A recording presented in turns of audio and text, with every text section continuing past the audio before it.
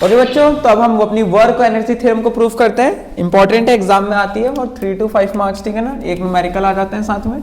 तो work energy theorem,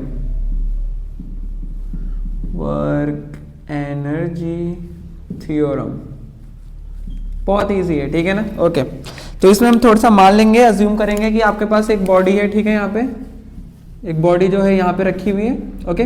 और बाद में हमने इसे थोड़ा सा डिस्प्लेस करा dx और वो यहाँ पे पहुंच गई। ओके, क्लियर है बात या नहीं? तो पहले ये v1 वेलोसिटी से ट्रेवल कर रही थी और बाद में v2 वेलोसिटी से।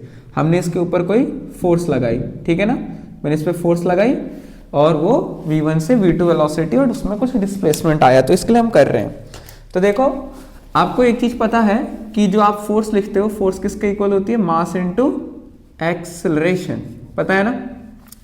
और जो वर्क डन होता है वो किसके इक्वल होता है? ये फ्रॉम न्यूटन सेकंड लॉ लिख लेंगे, from Newton's second law. Clear है ना? ओके, अब देखो, force is equal to M A और वर्क डन हमें पता है क्या होता है? Force into displacement. तो छोटा सा डिस्प्लेसमेंट वो एफ डी एक्स, तो मैं फ्रॉम इक्वेशन 1 लिख सकता हूँ, एफ की जगह एम ए लिख सकता हूँ, एम ए डी एक्स। अब देखो बच्चों, मैं यहाँ साइड पे कर रहा हूँ काम, आप सामने भी कर सकते हो। हम जो एक्सेलरेशन जो होता है, एक्सेलरेशन को क्या लिखते हैं? dv बाय dt लिखते हैं ना, या नहीं लिखते? अब मैं इसे ऊपर नीचे दोनों साइड dx से मल्टीप्लाई और डिवाइड कर देता हूँ, क्योंकि रेशियो तो 1 ही रहेगा, कोई फर्क नहीं पड़ता। अब मैं चाहूँ तो इसे dv बाय dx लिख सकता हूँ, यहाँ पे dv बाय dx और यहाँ पे dx बाय dt। तो dx बाय dt क्या बन जाएगा? वेलोसिटी। ये क्या है? Displacement, displacement upon time velocity. तो ये क्या बन जाएगा? वेलोसिटी। मैं इस चीज को यहाँ पे लिख दूंगा, तो ये बनेगा क्या? v dv by dx। मतलब dx बाय dt को मैंने v लिखा और बस आगे कर दिया था, d बाय dx इधर हो गया, ठीक है। तो v dv बाय dx, तो मैं क्या लिख सकता हूँ? एक्सेलरेशन को v dv बाय dx लिख सकता हूँ। आप यहाँ पे सामने दिखा देना, मैंने वो साइड में करा है ताकि आप इजिली समझ सको। तो यहाँ पे m क्या, m तो m ही रहेगा, a की जगह हम क्या लिख लेंगे? v dv बाय dx और यहाँ पे तो dx है ही। क्लियर है बात, समझे? और इसे हम छोटा सा यहाँ पे dw लिख लेते हैं, small amount of work done है ये, ठीक है। हम इसे इंटीग्रेट करेंगे अभी, dw। अब ये dx यहाँ से भी खत्म हो गया, ठीक है ना, गॉन। तो आपके पास क्या बचा? mv dv। अब जो ये dw था, हम इसे क्या बोलते हैं? इंटीग्रेट करेंगे यहाँ से, ठीक है ना। टोटल वर्क डन के लिए इंटीग्रेट कर रहे हैं और इसको भी हम यहाँ पे इंटीग्रेट कर रहे हैं। dv क्या है? Change in velocity. तो हम मान लेते हैं कि पहले v1 वेलोसिटी था और ये v2 वेलोसिटी से हमने चेंज हुआ है, ठीक है।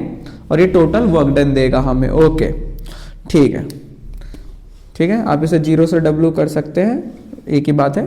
तो ये जो टोटल वर्क डन है, ये तो वर्क डन इधर ही रहेगा। अब मास तो कांस्टेंट है, तो बाहर आ जाएगा एक्सप्रेशन के। क्लियर है ना? It will come out of the expression. तो हमारे पास रिमेनिंग क्या रहेगा? m, अंदर क्या है? अब देखो, v dv का इंटीग्रेशन करना है हमें, ठीक है ना।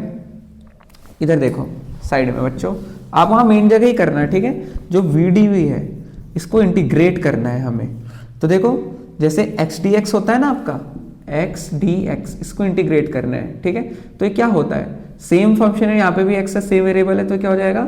x स्क्वायर अपॉन 2, ठीक है ना। सिंपल बोलो तो x की पावर n+1 अपॉन n+1 हो जाता है। तो पहले से 1 थी, तो 1+1 2, 2 अपॉन 2।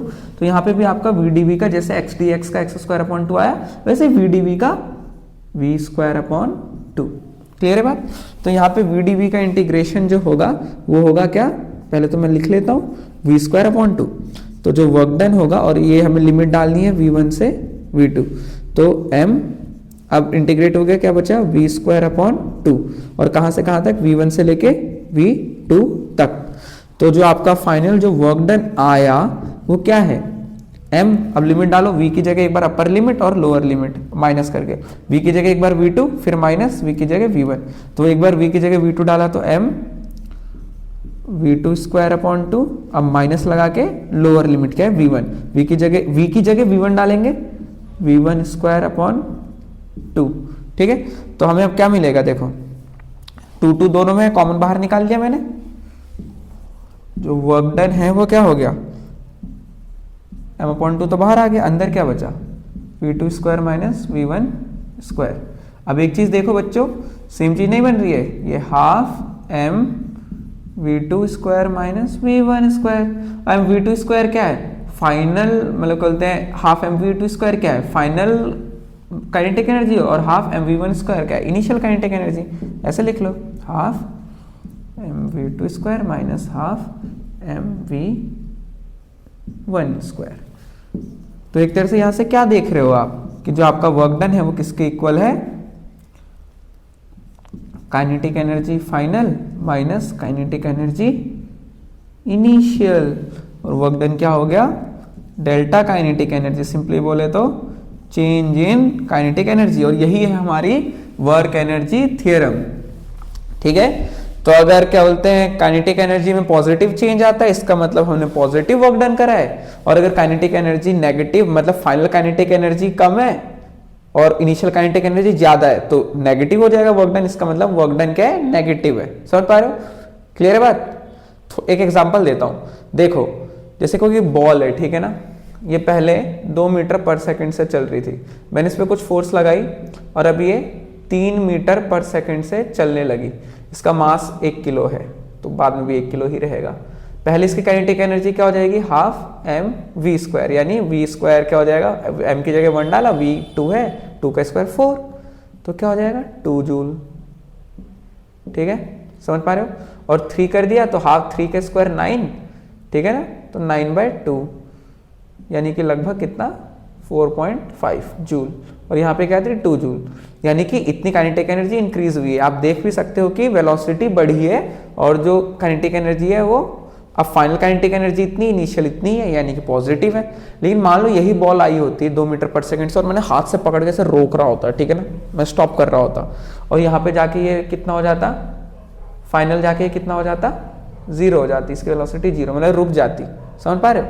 तो इसका वर्क डन कितना होता, देखो फाइनल तो 0 है, तो 0 माइनस इनिशियल 2, तो हमारे पास -2 जूल आ जाता ना वर्क डन।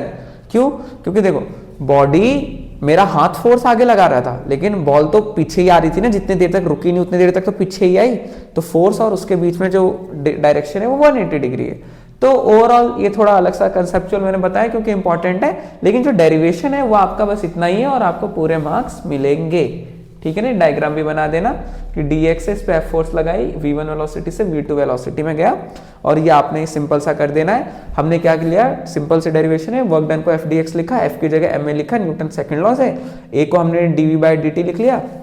यहाँ देखो dv/dt हम लिखते हैं, फिर मैंने dx से मल्टीप्लाई डिवाइड करा ताकि मैं एक्सप्रेशन ला सकूं, तो dx को इधर कर दिया, तो dy/dx मेरा वेलोसिटी कहते हैं, dv/dx तो वही रहा dv/dx, और जो dx/dt था वो क्या बन गया, वेलोसिटी, तो वेलोसिटी इधर लिखे v dv/dx, तो मैंने यहाँ पे a की जगह v dv/dx लिख लिया dx। अब यहाँ पे जो वर्क डन इंटीग्रेट करा टोटल वर्क डन के लिए, इसे भी इंटीग्रेट करा इनिशियल वेलोसिटी v1 से लेके v2 तक के लिए।